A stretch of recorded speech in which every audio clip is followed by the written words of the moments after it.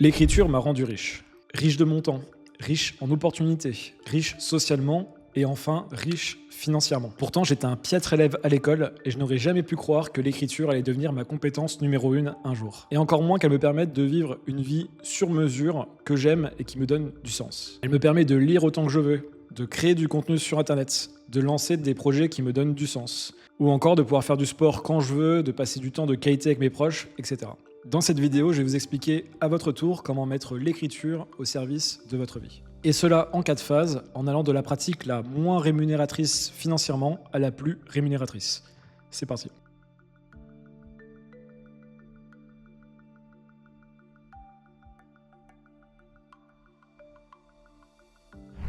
Mon premier souvenir concernant l'écriture remonte au lycée. Ça parlera peut-être à certains d'entre vous. Il se trouve qu'il m'est arrivé à certains mercredis, les fameux mercredis après-midi, d'être en heure de colle. Vous savez, ces fameuses 2 heures de colle que certains professeurs ou surveillants donnaient aux élèves. Et il se trouve que voilà, ça m'est arrivé plusieurs fois d'être ce qu'on appelait collé du coup. Et je me souviens très bien d'une fois. Donc on était un mercredi après-midi au printemps, au début de l'été. Et je m'ennuyais fermement voilà, pendant ces 2 heures de colle. Et un jour, je sais pas pourquoi, je me suis dit, plutôt que rien faire, prends une feuille, prends un carnet et juste écris des trucs. J'avais pas vraiment de but, c'est juste écris ce qui te passe par la tête, passe le temps. Et je me souviens très bien de cette journée-là parce que j'ai passé peut-être une bonne heure, 1 heure et demie à écrire. Tout ce qui me venait, des réflexions sur l'école, sur mes relations avec mes amis, sur ce que je faisais, ce que j'avais envie de faire, des peurs. Enfin bref, naturellement, en fait, je l'ai pris comme un journal intime et j'avais jamais fait ça de ma vie. Et je me souviens très bien de ce moment, en fait, où j'ai pris conscience qu'on pouvait réfléchir sa vie. On pouvait penser sa vie, on pouvait mettre sur papier ce qu'on était en train de vivre ou ce qu'on voulait vivre, le tout en prenant du temps pour aller en soi. Et ça paraît peut-être juste simple ou normal quand je le dis comme ça, mais pour moi à l'époque, quand j'avais 15-16 ans, ça a été une révolution parce que voilà, j'avais cette opportunité en fait qui m'était pas accessible avant, du moins que je ne prenais pas la mesure de pouvoir le faire. Et juste en prenant donc un stylo et un carnet, j'ai pu donc entrer en moi et en apprendre plus même sur moi-même en 1 heure et demie que peut-être pendant toutes les années qui ont précédé où je me posais 0 question. Donc c'est ce qu'on appelle le journaling. Et le journaling, c'est tout simplement l'art d'écrire sur soi et pour soi. En tout cas, c'est une des approches du journaling. Et voilà, il y a plein de gens qui le font. Moi, c'est comme j'ai dit, j'ai découvert avec 15-16 ans. Il y a plein de petites filles, c'est très connu, les fameux journaux intimes avec le cadenas, la petite clé cachée sous les vêtements dans la chambre. Voilà, j'ai mis dans ce genre de choses. Voilà, c'est vraiment en fait une pratique qui est assez commune et qui est extrêmement puissante. Et ce qui est intéressant avec le journaling, c'est que c'est pas une invention contemporaine, loin de là. Vous pouvez retourner aussi loin que pendant l'Antiquité grecque, par exemple, et vous aviez donc les philosophes de ces époques, notamment, qui est très connu maintenant, les philosophes stoïciens, qui étaient connus pour leur pratique régulière du journaling. Ils se posaient des questions, ils prenaient le temps, soit le matin ou le soir, de se poser les questions nécessaires pour ce qu'on appellerait examiner leur vie, comme dirait Socrate. Et il y a pléthore d'exemples à travers l'histoire, donc de philosophes, de penseurs, ou même de gens du quotidien, qui ont pratiqué le journaling. Vous avez, par rapport aux stoïciens, vous avez Sénèque et ses fameuses lettres à Lucilius. Au final, c'était aussi beaucoup d'écriture pour lui-même. Il écrivait ses lettres, il parlait à un ami, mais il se parlait aussi beaucoup à lui-même. En réalité, c'était une manière d'entrer en lui, de se poser des questions, d'examiner sa vie, encore une fois. Donc vous avez des gens comme ça, que vous avez encore plus connus, Marc Aurèle et ses pensées pour lui-même, qui est un livre aujourd'hui mondialement connu, mais qui à la base est le journal privé d'un empereur, en l'occurrence l'empereur romain Marc Aurèle, qui, pas de son vouloir d'ailleurs, nous donne aujourd'hui accès grâce à ce livre à ses pensées les plus intimes et à sa psyché. C'est assez fascinant. Ou vous avez encore des exemples comme les essais de Montaigne, au XVIe siècle. Montaigne, le philosophe français, grand littéraire, voulait s'examiner, voulait entrer en lui, voulait apprendre à se connaître et comprendre le monde. Et il considérait que la meilleure façon de comprendre le monde, c'était de se comprendre lui-même déjà. Donc voilà, il y a un dernier exemple peut-être que j'aime beaucoup, Henry David Thoreau, qui est un philosophe américain du 19e, qui est connu pour son livre Walden et aussi pour ses journaux que je vous invite à consulter, où pareil, voilà, il y a beaucoup de questionnements existentiels. Le journaling au service de la compréhension de soi, d'entrer en soi, d'apprendre sur soi. Alors comment vous pouvez faire pour mettre en place une pratique de journaling dans votre quotidien ? Déjà, c'est de commencer par créer le rendez-vous. Si aujourd'hui vous avez beaucoup de contraintes et vous n'êtes pas habitué à écrire, commencez simple. Mettez un rendez-vous par semaine, c'est largement suffisant pour commencer. Ça peut être par exemple les samedis matins, rendez-vous dans un café. Prenez un carnet, prenez votre ordinateur, voilà le format qui vous correspond le plus, et commencez à écrire de plusieurs manières différentes. Vous pouvez faire par exemple ce que Julia Cameron appelle les morning pages. Donc tout simplement de prendre feuille blanche et d'écrire ce qui vous passe par la tête. Et vous ne vous arrêtez pas. Vous écrivez l'équivalent de 2-3 pages. Le but c'est de ne pas s'arrêter, de moins en moins filtrer sa pensée, de moins en moins se censurer. Vous allez voir qu'on se censure beaucoup quand on commence à écrire, ça paraît dingue, mais on est le premier censeur de notre pensée. Et laissez-vous écrire de manière fluide, de manière spontanée. Voilà, vous avez plein d'autres méthodes. Vous avez aussi tout simplement le journaling stoïcien. Vous pouvez rechercher sur internet, ou je vous mettrai quelque chose en description, mais des questions que vous pouvez vous poser du style en fin de journée, qu'est-ce que je retiens de cette journée, qu'est-ce que j'ai appris, comment je me suis comporté, quelles sont les émotions qui m'ont traversé et comment j'ai géré ces émotions. Voilà, c'est vraiment un examen de soi, encore une fois, qui est des bonnes pratiques, je pense, et des belles vertus du journaling. Vous avez aussi, qui fonctionne très bien, c'était prouvé notamment sur des études par rapport au niveau de bonheur, le journal de gratitude. Voilà, de faire vraiment, tout simplement, tous les jours, donc tous les matins, les 3 à 5 choses pour lesquelles vous avez de la gratitude. Donc des choses pour lesquelles vous vous sentez heureux, reconnaissant, et vous avez de la gratitude. Et vous pouvez tout simplement lister le fait d'être en bonne santé, le fait d'avoir pu parler avec un proche hier, par exemple. Voilà. Le journal de gratitude, c'est simplement une liste de choses pour lesquelles vous avez de la reconnaissance. Et vous pouvez aussi avoir d'autres formes de journaux, journaux de réflexion, des journaux par sujet, par thématique. Vous vous approprierez et vous creuserez ce sujet. Je ferai d'autres vidéos sur la chaîne sur le sujet-là. En tout cas, vous avez plein de manières de vous initier au journaling. Le principal, c'est de créer un rendez-vous, de commencer à le tenir pour rentrer en vous-même, vraiment, vous dire je me connecte à moi, je me connecte à ma pensée et je vais essayer de mieux me connaître à travers cette pratique de l'écriture intérieure. Et ensuite, vous augmenterez peut-être la cadence. Certains voudront écrire tous les matins ou tous les soirs, matin ou soir, plusieurs fois par semaine. Enfin, à vous de trouver, après, petit à petit, ce qui vous convient le mieux. J'ai pratiqué le journaling de manière irrégulière pendant des années. C'était pas du tout, je n'appelais pas ça le journaling d'ailleurs. Et petit à petit, il y a eu ce désir de connaissance qui a commencé à pointer le bout de son nez, d'apprendre à connaître plus de choses sur le monde, sur soi, sur les autres. Et donc, je me suis mis à lire. Et en fait, très rapidement, 2016-2017, quand j'ai commencé vraiment à lire sérieusement, j'ai commencé à augmenter ma cadence, à lire de plus en plus sur des sujets de plus en plus variés, jusqu'à l'année 2019, qui a été le pic pour moi en termes de volume, en termes de lecture, où j'ai lu 83 livres en un an, ce qui est énorme en fait. Je recommande d'ailleurs pas de le faire. J'ai fait une vidéo sur la chaîne où j'explique justement comment justement de lire moins de livres pour mieux les intégrer. J'ai eu cette frustration de ne pas retenir et surtout de ne pas comprendre mes lectures et donc de ne pas pouvoir les utiliser dans ma vie, dans mes projets, etc. Donc j'ai commencé à m'intéresser à tout ce qui est système de prise de notes, notamment un terme qui est assez connu qui s'appelle le PKM pour Personal Knowledge Management. Et en approfondissant le sujet, j'ai découvert des créateurs en ligne, des penseurs, des artistes, des écrivains qui avaient documenté des choses par rapport à cela, notamment la méthode Zettelkasten dont j'ai déjà parlé dans d'autres vidéos. Et j'ai découvert le système en 2021 d'Elliott Meunier, qui est aujourd'hui un ami, un créateur de contenu et qui a une formation sur la prise de notes, la gestion de la connaissance et le sujet du second cerveau. Et j'ai vraiment approfondi ce sujet pour ne pas seulement consommer de la lecture, consommer des livres, mais vraiment transformer ces connaissances en notes et potentiellement en d'autres choses après. En tout cas, il y a vraiment eu ce besoin, après le besoin d'écrire pour soi, d'écrire son journal, d'écrire sur ce que j'apprenais. Et donc, encore une fois, la formation d'Elliott et après tout ce que j'ai appris sur Internet m'a beaucoup aidé pour cela en 2020-2021.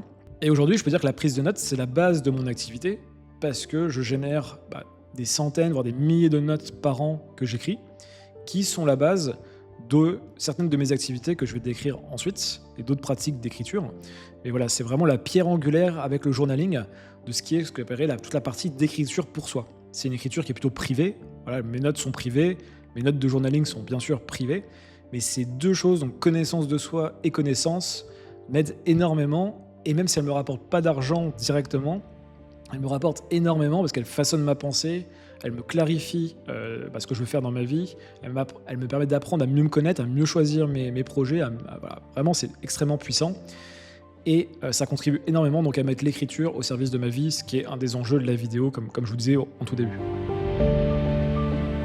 Donc vous l'avez compris, le sujet, c'est la prise de notes. Et donc le but avec la prise de notes, c'est de créer un environnement et d'utiliser des outils qui permettent de prendre des notes au quotidien.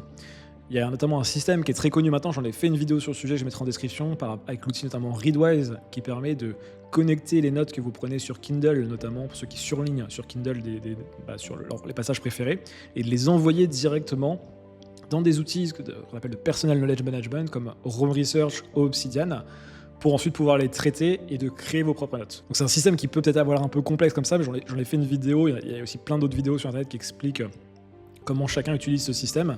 C'est beaucoup plus simple que ça en a l'air. Et le but de ce système, donc, c'est de reproduire en fait le fonctionnement de votre premier cerveau, de votre cerveau, avec ce qu'on appelle le second cerveau, qui va en fait créer des connexions entre les idées, et comme une espèce de méga toile d'araignée, vous allez connecter les concepts, connecter les idées, et donc créer de la connaissance au-dessus de la connaissance que vous avez consommée avec vos livres ou avec des articles que vous lisez. Et donc avec ce genre de système de prise de notes, qui sont même des systèmes de pensée en réalité, plus que de prise de notes, vous allez devenir un meilleur penseur, vous allez pouvoir vraiment créer des idées, développer des choses et mieux assimiler, comprendre et utiliser ce que vous lisez. Je vous recommande encore une fois d'aller voir ma vidéo sur Readwise que j'ai faite sur ma chaîne YouTube.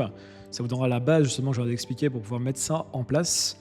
Commencez tout simplement avec ce système, donc de commencer à collecter vos notes de lecture, de les envoyer donc avec Readwise par exemple et Reader qui est une application de Readwise, les envoyer quelque part, que ce soit sur un Notion, sur un Obsidian, donc sur différents outils potentiels, celui qui vous conviendra le mieux pour l'instant.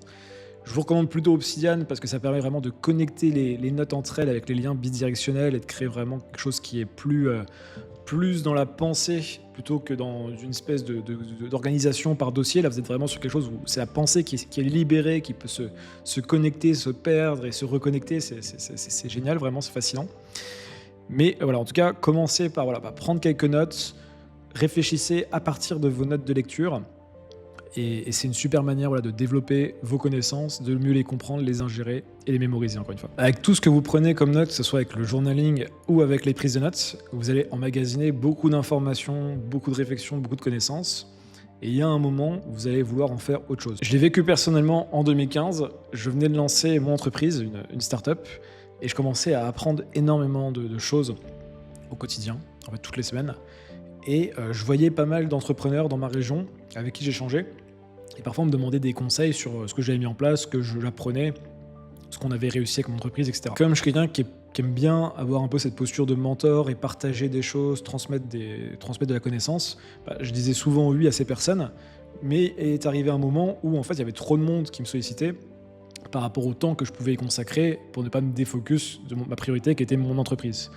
Et donc, entre ce que j'apprenais, ce désir d'apprendre, de transmettre, que je cultivais, naturellement, je me suis tourné vers la création de contenu. C'est la troisième étape, donc après journaling, prise de notes, vous avez création de contenu, qui en fait était pour moi une étape logique en réalité, puisqu'elle me permettait de mettre à l'échelle ce que j'apprenais, de pouvoir le diffuser à l'échelle grâce à Internet. Et donc j'ai commencé à écrire des articles à l'époque sur la plateforme Medium en 2015. Et en fait, ces articles m'ont permis de documenter, mettre sur papier ma pensée. Donc ça a été hyper puissant pour moi, déjà à titre personnel. Il se trouve que c'était quelque chose d'assez rare à l'époque. En plus, c'était très rare ce qu'on appelle les CEO, les dirigeants de start-up qui prenaient la parole en ligne, en tout cas sur le marché français. Donc moi, j'ai commencé à faire ça à l'époque sur Medium. Ça m'a énormément apporté, comme je disais, d'un point de vue personnel. Et après, ça me permettait donc de rencontrer des personnes intéressantes, de sortir du lot, de diversifier mon identité aussi. Ça me permettait de ne plus être que le CEO de start-up qui fait sa boîte, mais être aussi quelqu'un qui écrit des articles, un blogueur, quelqu'un qui écrit, en tout cas qui produit de la pensée. Ce qui est dingue, c'est qu'en 2 ans, du coup, j'étais autant, voire plus connu pour mes écrits et mes articles à certains endroits en France, en tout cas comme Paris par exemple, que pour la boîte que j'avais créée.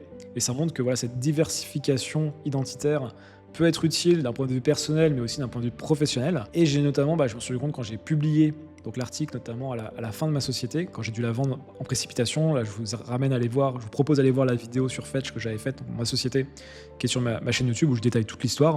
En tout cas, j'ai fait cet article. J'ai eu énormément de sollicitations, soit pour des collaborations, des associations en tant qu'associé dans des startups, ou pour me prendre sur des jobs hyper prestigieux, hyper intéressants. En fait, en un seul article, j'ai généré énormément d'opportunités. Et là, je me suis encore plus rendu compte de la puissance du contenu et le niveau d'échelle qu'on peut avoir quand on écrit des articles sur Internet. Et donc j'ai jamais arrêté depuis 2018. J'ai notamment ma newsletter qui m'accompagne en fil rouge, donc accompagne ma carrière d'auteur, de créateur, de penseur de certaine manière. Et c'est vraiment quelque chose qui a un actif qui m'accompagne et qui sert tous mes projets. Le but, c'est que vous puissiez partager vos idées et vos connaissances à l'échelle en ligne. Il faut vraiment se rendre compte qu'on est vraiment béni de vivre à cette époque.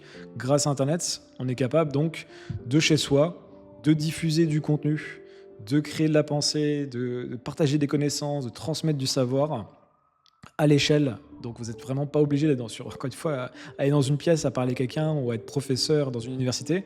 Chacun peut créer entre guillemets sa petite école, chacun peut créer, développer ses idées, développer ses pensées et générer des opportunités grâce à ce médium qu'est Internet. Et ça vaut aussi bien que vous soyez étudiant, salarié ou entrepreneur. C'est vraiment agnostique à ce niveau-là en termes de statut que vous ayez actuellement.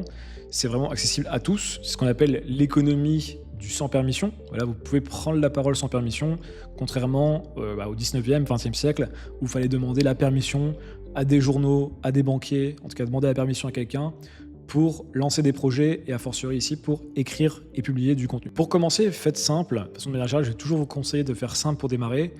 Prenez une plateforme que vous appréciez déjà et qui est accessible pour vous. Ça peut être l'écrit avec LinkedIn ou Twitter, ça peut être plutôt la photo avec Instagram, ça peut être les vidéos longues avec YouTube. Voilà, je ne vais pas faire tous les réseaux, je les ai quasiment tous fait en réalité, mais voilà. Prenez le réseau qui vous plaît le plus et où vous êtes le plus à l'aise pour commencer. Mettez-vous un petit challenge. Ça peut être hyper intéressant, par exemple, pour vous lancer, de dire pendant un mois, je vais publier tous les jours, par exemple, un contenu, voilà, en étant sur un contenu assez court, pas besoin de faire des longs textes. Et vous embêtez pas avec une ligne éditoriale ou des choix hyper stratégiques sur de quoi vous voulez parler. Parlez juste de ce que vous aimez. Parlez des livres que vous êtes en train de lire. Parlez des expériences que vous avez eues. Parlez de vos objectifs. Parlez de vos problèmes. Parlez de tout ce qui vous vient naturellement. C'est pas le moment de juger vos résultats. C'est pas le moment d'être intelligent sur le positionnement, ligne éditoriale, stratégie, etc. Vraiment juste publiez, mettez-vous une routine et voilà, prenez cette casquette de créateur pour pouvoir bénéficier, grâce à l'écriture, de toutes les opportunités qu'offre en fait la création de contenu au XXIe siècle. Si vous devenez créateur de contenu et vous commencez à passer du temps dans ce milieu, vous allez voir qu'il y a des créateurs qui sont plus performants que d'autres, évidemment, et que certains sont même capables de vivre de leur écriture. C'est parce qu'ils ont compris quelque chose et ils ont une compétence que peu ont sur Internet aujourd'hui. Je vais vous donner un exemple personnel. En 2020, j'ai lancé un crowdfunding pour un projet que j'avais avec un associé sur un projet qui s'appelait Longue Vue. Et ce qui est intéressant avec ce projet, c'est que, certes, on avait des communautés chacun, mon ami aussi qui était associé, qui est créateur, mais on n'était pas sur une plateforme où tout le monde nous connaissait. Et du coup, ce qu'il faut faire sur ce genre de plateforme de crowdfunding, c'est créer une page de présentation de son projet. Et donc pour ça, on a dû se dire à qui on veut s'adresser, comment on veut s'adresser à ces personnes, qu'est-ce qui va leur donner envie d'acheter et de soutenir le projet. Et donc on a écrit une page en fait qui a été pensée pour quelqu'un qui ne nous connaissait pas nécessairement, soit attiré, désire ce qu'on lui a proposé et passe à l'action, en l'occurrence ici pour soutenir et acheter le projet. Et donc grâce à cette page, en 3 semaines, 4 semaines, on avait pu collecter 30 000 € donc pour soutenir le projet et le développer dans de bonnes conditions. Et ce dont je vous parle donc avec cet exemple, c'est ce qu'on appelle le copywriting, ou l'art de convaincre et de persuader avec les mots. Alors c'est pas nouveau le copywriting, ça existe depuis des décennies, voire même plus d'un siècle, et l'invention du marketing. Il y a notamment toute l'époque de ce qu'on appelle du direct marketing, avec le marketing qui était dans les journaux à l'époque, aux États-Unis ou en France. Il y a des légendes dans ce domaine, des gens comme Gary Albert, des gens comme Dan Kennedy, des gens comme Jay Abraham, des gens très connus qui en fait ont créé, on va dire, les standards qu'utilisent maintenant les marketeurs et les copywriters sur Internet. Et on peut dire que c'est à la fois un art et une science qui est clairement la compétence la plus importante pour ceux qui veulent se garantir de toujours pouvoir gagner de l'argent sur Internet ou de manière générale gagner de l'argent dans leur vie. Parce qu'en fait, savoir vendre, et encore plus savoir vendre avec les mots, là on parle pas avec la parole, c'est vraiment avec les mots, c'est une compétence qui est très difficile à acquérir, en tout cas qui est assez complexe. Et une fois qu'on l'a, en fait, on est capable de comprendre énormément de choses que ça. En fait, il y a plein de compétences sous-jacentes qu'on développe, compréhension d'un positionnement, clarification d'une offre, compréhension de la nature humaine. Le copywriting, au final, sous son terme un petit peu technique et très connoté financier, c'est la compréhension de la nature humaine et c'est une discipline du coup qui développe énormément, encore une fois, de compétences. Et c'est ce que dit très bien Naval Ravikant. Il dit voilà, si vous apprenez à vendre et apprenez à build, à créer des choses, soit avec du code ou avec voilà, d'autres moyens de pouvoir créer, vous allez devenir inarrêtable dans notre époque actuelle. Et le copywriting, c'est vraiment, voilà, s'il y a peut-être 2-3 compétences fondamentales à acquérir à notre époque, ça en fait clairement partie. Pour vous lancer dans cette activité, qui est vraiment la quatrième, voilà, c'est la plus rémunératrice, celle-ci, celle qui permet vraiment aux créateurs d'Internet de faire la différence et de vivre ou non de leur activité. Voilà, la création de contenu peut servir, mais vraiment quand on rajoute la dimension copywriting, on passe un cap clair sur notre capacité à vivre de notre passion, à vivre de nos projets sur Internet ou au-delà d'Internet. Voilà, donc vous pouvez commencer à lire des livres notamment. Bon, je peux vous recommander, il y a plein de livres que vous pourrez lire, mais par exemple les plus connus, ou parmi les plus connus, il y a un livre qui s'appelle The Boron Letters de Gary Albert, qui est très reconnu, qui est un livre du coup écrit par Gary Albert, il me semble, dans les années 70 ou 80. Vous avez Influence et persuasion de Robert Cialdini, un psychologue qui a vraiment beaucoup influencé aussi les marketeurs les 20-30 dernières années. Et vous avez une ribambelle de marketeurs en ligne que vous pouvez étudier. Je vous recommande les plus anciens, ceux qui sont encore actifs ou non, comme Dan Kennedy, comme Ben Settle, ou plus récemment comme quelqu'un qui a un média qui s'appelle Very Good Copy, que je trouve excellent également. Entraînez-vous quand vous créez du contenu, voilà, vous posez la question comment je capte l'attention, comment j'attire mon lecteur vraiment, comment je fluidifie son expérience de lecture, pour vraiment le happer et lui donner envie de toujours lire la suite de ce que vous écrivez. Vous pouvez également prendre l'habitude de lire des pages de vente qui vous plaisent. Voilà, quand vous achetez un produit, quand un produit vous intéresse, essayez de comprendre pourquoi ce produit vous intéresse. Peut-être que la page de vente y est pour beaucoup. Donc analysez-la, c'est assez commun dans cette discipline. Et surtout, lancez-vous aussi si vous voulez jouer à ce jeu-là et vous pouvez commencer à vendre des choses grâce notamment à vos talents de copywriter qui vont sublimer en fait ce que vous allez pouvoir proposer sur Internet. De toute façon, tout se vend sur Internet. Vous vendez vos idées. Quand on fait une photo sur Instagram, au final, on vend quelque chose aussi. Quand vous vendez un produit, évidemment, vous vendez quelque chose. Mais il y a toujours un art de la copie derrière d'une manière ou d'une autre. Et clairement, donc, si vous maîtrisez cette compétence, vous ne serez jamais à manque d'argent. Voilà, le copywriting, c'est vraiment, encore une fois, la compétence la plus proche de la capacité à générer de l'argent, générer de la richesse que vous avez dans ces 4 dimensions, ces quatre phases que je vous ai présentées de l'écriture. Voilà, vous avez maintenant 4 niveaux de connaissances que vous pouvez creuser avec l'écriture. Le journaling pour mieux apprendre à vous connaître, la prise de notes pour mieux penser et développer des idées, la création de contenu pour diffuser ses idées et créer un média, donc comme je disais, sans permission, le copywriting pour convaincre vos lecteurs de vous lire et d'acheter ce que vous avez à vendre potentiellement, que ce soit vos idées, des produits ou d'autres choses. Dites-moi en commentaire laquelle de ces 4 façons d'écrire vous aimeriez maîtriser parmi ces 4. Posez-moi toutes vos questions aussi, j'y répondrai sans faute. Puis allez voir cette vidéo. Vous allez rapidement pouvoir comprendre comment mettre en place votre système de prise de notes. Voilà, j'ai fait une vidéo assez courte sur ce sujet, donc allez la voir dès maintenant. Quant à moi, je vous dis à très vite pour une autre vidéo. C'était JCK.